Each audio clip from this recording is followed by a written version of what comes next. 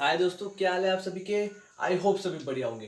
तो आज हम बहुत दिनों बाद मिले हैं, किसी कारणवश वीडियो नहीं आ पा रहा था, लेकिन अब से डेली वीडियो आएगा आपके लिए, है ना। तो आज से हम एक नई स्टार्टिंग करने जा रहे हैं। तो क्लास 11th और क्लास 12th की मैथमेटिक्स, चाहे वो आपकी एनसीईआरटी हो, चाहे आपका कोई भी स्टेट बोर्ड हो, है ना, सबके लिए कॉमन टॉपिक्स। ठीक है, तो आज हम जिस टॉपिक की चर्चा कर रहे हैं जिसका नाम है ट्रिग्नोमेट्री फंक्शन, जो क्लास 11th का एक टॉपिक है, जिसके अंदर कुछ सब टॉपिक्स है जो आपके लिए, चाहे आप 11th पढ़ रहे हो, चाहे आप 12th पढ़ रहे हो, चाहे आप इसके बाद कोई कॉम्पिटिटिव एग्जाम दोगे, चाहे वो नीट हो, चाहे वो जेई मेंस हो, उसमें इसकी जो मैं आज बताने वाला हूँ बहुत ज़्यादा यूजफुल है। ये छोटी सी चीज़ है, बहुत छोटी चीज़, लेकिन ये आपकी पूरा जो, चाहे फिजिक्स का न्यूमेरिकल हो, चाहे मैथ्स का कोई प्रॉब्लम हो, उसको सही या गलत करने में इसका बहुत बड़ा योगदान है ना। तो जो ट्रिग्नोमेट्री फंक्शंस होते हैं, उन फंक्शंस की जो अपन ने 10th तक अपन ने क्या पढ़ा था, ट्रिग्नोमेट्री रेशियो पढ़े थे। अपन ने ट्रिग्नोमेट्री में क्या पढ़ा था कि एक ट्राइंगल होता है, एक रेक्टेंगल ट्राइंगल होता है, जिसकी जो भुजाएं होती है, जिनकी जो साइड्स होती है, उनके जो एंगल्स होते हैं, उनका एक रिलेशन देखा था। उस रिलेशन से अपन ने जो रेशियो निकाला था, उनका एक स्पेशल अपन ने क्या दिया था, नाम दिया था, जो अपन जिन्हें sine sine theta, cos theta, ये सब बोलते थे, है ना। तो यहाँ अपन पढ़ रहे हैं ट्रिग्नोमेट्री फंक्शंस के बारे में। तो मैं अगर आपसे पूछूं नॉर्मली कि व्हाट इज द फंक्शन, मैंने आपसे पूछा कि व्हाट इज द फंक्शन, आपको डेफिनेशन बतानी है कि फंक्शन क्या होता है। तो मेरे हिसाब से अकॉर्डिंग टू बहुत से ऐसे स्टूडेंट्स होंगे जिन्हें नहीं पता कि फंक्शन की डेफिनेशन क्या होती है। इसका कारण ये कि कोई टीचर बताता नहीं है। बस किताब नोटबुक में अगर या बुक में इन्होंने टॉपिक पढ़ा और पढ़ाना स्टार्ट कर दिया, ये सवाल करा दिया, प्रॉब्लम करा दिया। प्रॉब्लम करना चलो ठीक है, बच्चा, अधिकतम बच्चे रट भी लेते प्रॉब्लम्स को, लेकिन मैथ्स ऐसे सब्जेक्ट जिससे रटा नहीं जा सकता। इससे इसका यूज करके समझना पड़ता है ना। और समझने के लिए क्या जरूरी है कि बच्चे को हर एक चीज अच्छे से समझाई जाए, तब बच्चा समझेगा ना। टीचर का काम ही क्या है, समझाना। अगर वही अच्छे से नहीं समझाएगा तो बच्चा समझेगा कैसे। तो मेरे अकॉर्डिंग तो ये टीचर्स की गलती है कि वो अच्छे से समझाते नहीं है ना। तो मैं ट्राई कर रहा हूँ आपको समझाने का कि ट्रिग्नोमेट्री फंक्शन, तो मैं अगर फंक्शन को आपको सिंपल लैंग्वेज में समझाऊं कि फंक्शन होता क्या है, तो फंक्शन का मतलब ये होता है कि देखो, कोई भी दो वेरिएबल है या दो कांस्टेंट वैल्यू है, y बराबर एफ एक्स, आपने एक फंक्शन ले रखा है। यहाँ पर जो आप x की एक कोई भी वैल्यू रखोगे ना, वो वैल्यू पूर्णतः मतलब फुल डिपेंडेंट होगी किसके ऊपर, y के ऊपर। यानी कि कोई भी आपने x की वैल्यू रखी तो वो वैल्यू आपको y देंगी। यानी जो दोनों वैल्यूज होती है ना, वो एक दूसरे पे क्या रहती है, डिपेंडेबल रहती है ना। तो इस तरह की जो इस तरह की बात को ही क्या बोला जाता है, फंक्शन बोला जाता है। जैसे कि आपने छोटी क्लासों में अपन ने किया था कि x दो कांस्टेंट वैल्यू होती है, x और y, जिसमें अपन x की एक मतलब रैंडम वैल्यू उठाते हैं, 1 2 3 4 कुछ भी उठा लिया, और उस वैल्यू को अपन इक्वेशन में रखते हैं, तो उससे अपन क्या मिलता है, हमें y की एक वैल्यू निकल के मिलती है ना।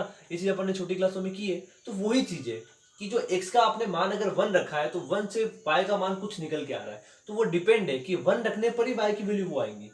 समझ रहे हो ना मेरी बात। यानी अगर 1 नहीं रखूंगा, 1 की जगह में कुछ दूसरा रख दूंगा, तो y की वैल्यू जो हम चाहते हैं ना, वो नहीं आएंगी। यानी कि 1 रखने पर y की एक निश्चित वैल्यू आ रही है, यानी दोनों एक दूसरे पे क्या है, डिपेंडेबल। इसे ही बोलते हैं हमारा फंक्शन।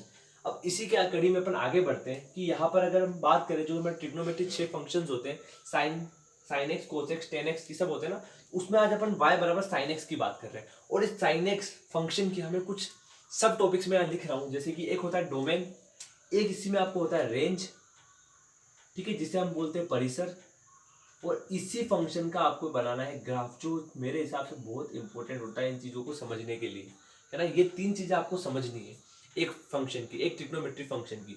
ठीक है, डोमेन समझना है, डोमेन मीन्स प्रांत, रेंज समझनी है यानी परिसर, और आपको समझना है ग्राफ उसका, फंक्शन का। क्लियर है। तो अपन एक एक चीज की सिंपली आपको मैं एक्सप्लेनेशन देता हूँ, समझाने की कोशिश करता हूँ कि आपको कितना समझ में आता है।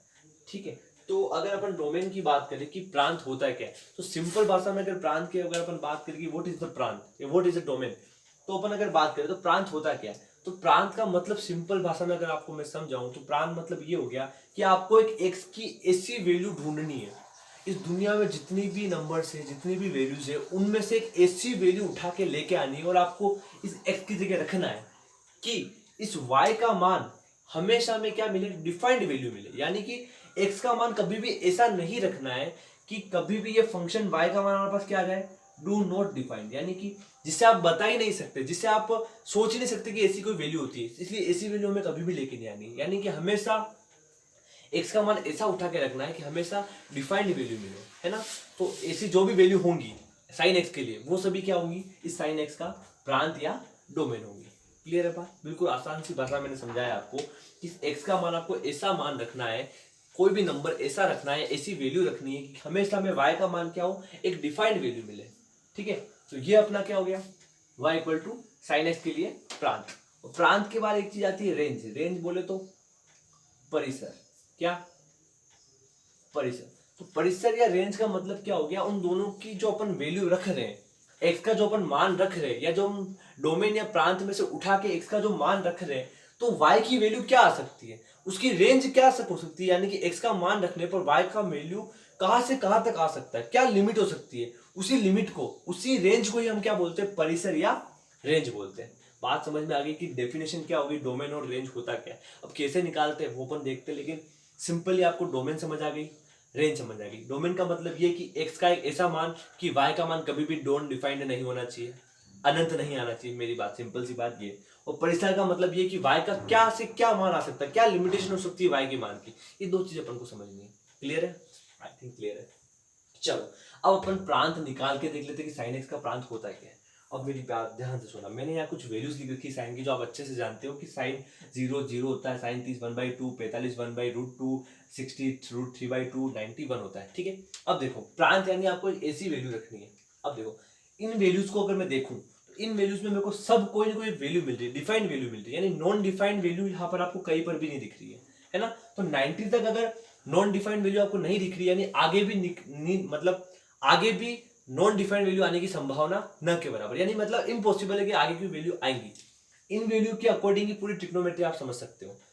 π/2 तक तो अगर नॉन डिफाइंड वैल्यू नहीं आ रही, तो आगे जाके पाई तक या 3π/2 तक या 2π/2 तक कहीं पर भी आपको नॉन डिफाइंड वैल्यू नहीं मिलेंगी, है ना। तो सीधी सी बात है कि इनमें से आप कोई भी वैल्यू उठा के रख दो, कभी भी आपको साइन एक्स की जो वैल्यू है ना, वो क्या नहीं मिलेंगी, नॉन डिफाइंड नहीं मिलेगी। इसका मतलब ये कि इसका जो डोमेन होगा, एक्स की वैल्यू जो होंगी वो बिलोंग्स टू आर। आर यानी रियल नंबर। रियल नंबर यानी दुनिया के जितने भी नंबर्स है, उन नंबर में से आप कुछ भी उठा के आपको एक्स में रख दो, कभी भी आपको नॉन डिफाइंड वैल्यू साइन की नहीं मिलेंगी। यानी कि साइन एक्स का जो प्रांत या साइन एक्स का जो डोमेन होगा वो क्या होगा, रियल नंबर्स। यानी कि रियल नंबर में से कोई भी वैल्यू आप उठाओ, साइन एक्स में रख दो, तो कभी भी आपको